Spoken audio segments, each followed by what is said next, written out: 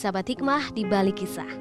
Di tengah kondisi menguntungkan bagi petani karena harga beberapa komoditas alami kenaikan, para petani cabai di Kecamatan Ngoro, Jombang, Jawa Timur malah harus gigit jari. Hamparan tanaman cabai yang sudah mulai berproduksi busuk diserang hama jamur. Segala upaya sudah dilakukan untuk menyelamatkan sebagian tanaman yang masih sehat. Namun, cuaca ekstrim membuat hama jamur cepat menyebar. Para petani terpaksa memanen cabai lebih awal untuk menghindari kerugian yang lebih besar. Ancaman gagal panen juga terjadi di Kabupaten Sumba Barat Daya, Nusa Tenggara Timur.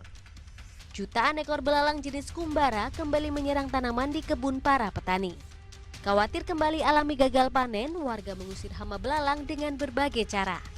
Ada yang menggunakan musik hingga berkeliling kebun menggunakan motor dengan knalpot bising.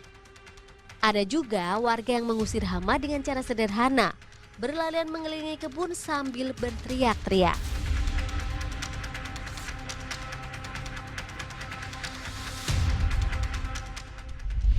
Itu dia, Sat. Gagal panen itu sebenarnya bukan musibah buat petani aja, Sat, ya? Ya, tapi karena buat kita juga. Betul, karena gagal panen itu musibah yang bukan saja, sebenarnya semua orang itu punya gagal panen, gagal gaji penuh misalnya karena pandemi itu kan banyak juga panennya pegawai negeri ya gajian itu, panennya petani ya dari hasil tanaman itu. Tetapi memang betapa memang seharusnya negara ini harus memuliakan petani. Di dalam kata ulama yang namanya al-falah itu adalah sayyidul bilad. Petani itu adalah tuannya atau rajanya.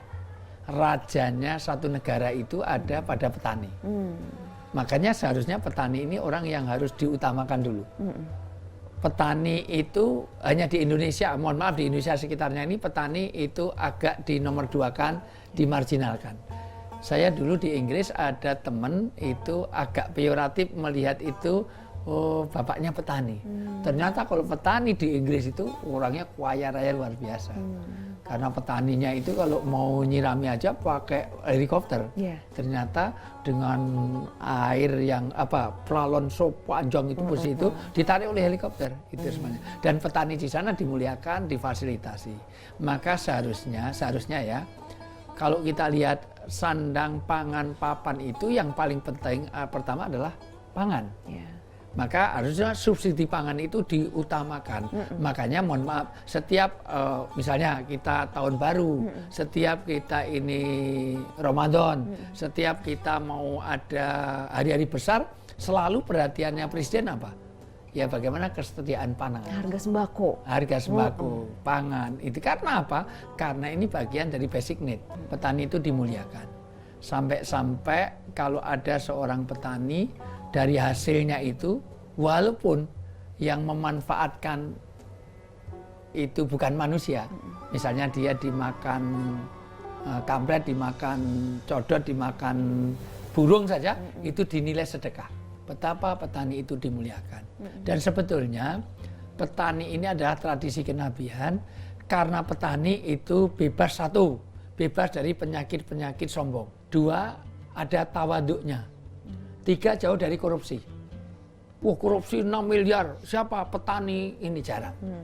Nah, yang koruptor biasanya bukan petani. Itu. Dan disitulah dimuliakannya karena ada jariah tadi. Jadi menanam pohon, melestarikan bumi, menghidupkan bagaimana bumi ini supaya tetap asri alami, itu peduli pada lingkungan, itu bagian dari yang dimuliakan dalam Islam. Sampai-sampai jangan sampai ada tanah kosong kecuali itu dimanfaatkan untuk pertanian. Rasulullah itu dan sahabat itu punya tanah di Khaybar. Khaybar itu terlalu jauh dari Medina. Sehingga kalau menanam sana biayanya segala macam nggak mungkin lah. Belum sampai sana habis dimakan hama, maka dititipkan orang Yahudi. Bukan orang Islam, karena yang dekat sana orang Yahudi untuk bagi hasil. Nah, maka dari dulu pertanian itu sudah dikerjasamakan dengan orang walaupun dia non muslim. Tolong kamu tanami supaya ada manfaat. Maka jangan sampai kita mubadzir.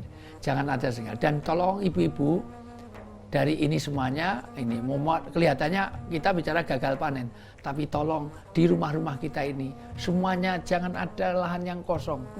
Ada halaman kecil saja dikasih vas bunga, dikasih apalah, entah itu hanya cabai, entah tomat, dan Indonesia ini mudah sekali.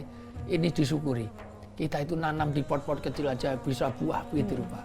Banyak kan kita sebenarnya sekarang ini ada varietas-varietas di mana kadang-kadang orang ada tabungan dalam pot. Entah itu sayuran, entah itu buah-buahan, sudah penuhin dengan pot-pot itu, dan tolong ini bagian dari kemuliaan orang beragama. Itu dia betapa mulianya kegiatan bercocok tanam dan profesi petani ya sahabat ya. Nah, sudah banyak kisah yang kita bahas hari ini, kita ambil sari-sari kebaikannya supaya kita bisa menjadi lebih bijak dan juga lebih baik.